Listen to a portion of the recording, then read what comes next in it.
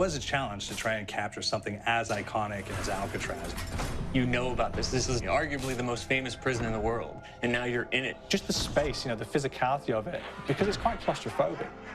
When modern-day prisons are designed, they really consider not intimidating people or making the spaces, as least stressful as possible. Well, Alcatraz didn't suffer from those restrictions. They did the research, they went out, studied Alcatraz, not just from books or internet. They were actually there to feel the environment, so it really sets a mood that gets you a little spooked.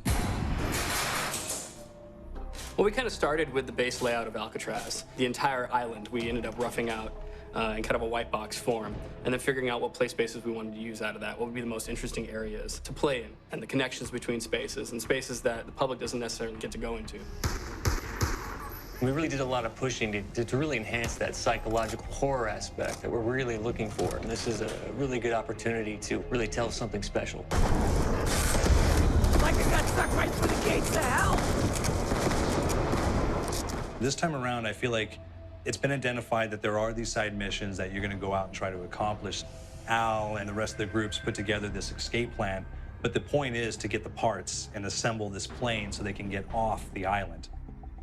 We did something new for the first time. We have actually contextual music that goes off. So that's a first for zombies. And it's all based around this horror thriller aspect. Every location will have a specific stinger that you hear when you find it, when you discover it, when you start unraveling the story. We start building on the music that you're hearing, and it's really enhancing that experience and going along with it in parallel.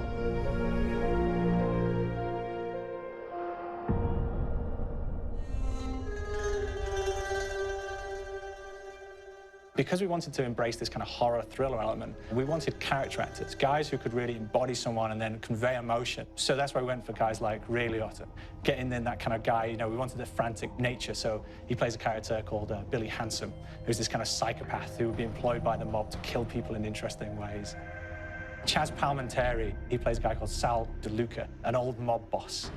Michael Madsen playing Finn O'Leary. He's kind of worked himself from the floor, from the streets. He's got his hands dirty in the blood and the guts a couple of times.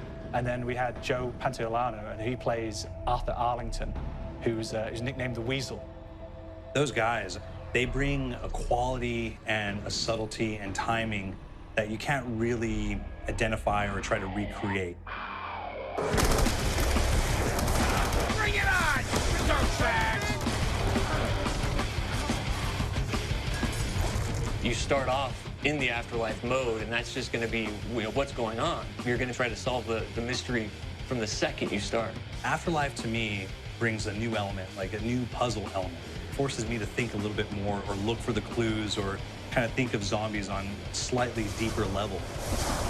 You see clues throughout the map that tell you, ooh, perhaps if I'm in the afterlife, I can interact with this object, or there's some puzzle going on here that I need to be in the afterlife. Back east, I whacked a dirty dentist with one of these. Took forever, too.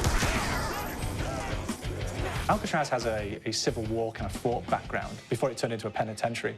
And so we had this kind of backstory, the idea that the warden would have collected Civil War weaponry.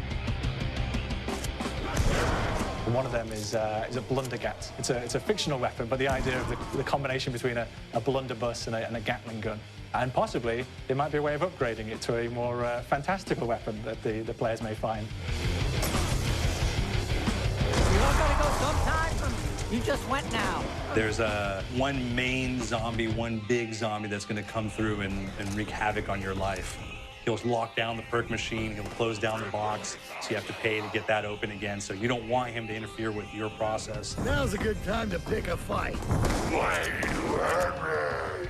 It's a fun challenge. It keeps things moving forward. In terms of perks, we have a new perk called Electric Cherry.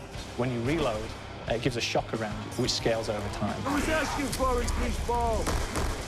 There's so much to experience in this map. Every time I play it, there's a new tactic to take, a new experience, a new objective to go for. But there's also this layer of things that we aren't exactly exposing to the players right off the bat and will need to be discovered. Don't let me go. Is it the calling we hear? We've got the undead in there, we've got these historical elements, and these fantastic actors all seem to be with peace with each other in this kind of same world. So it's magical, and our team is incredibly excited by it.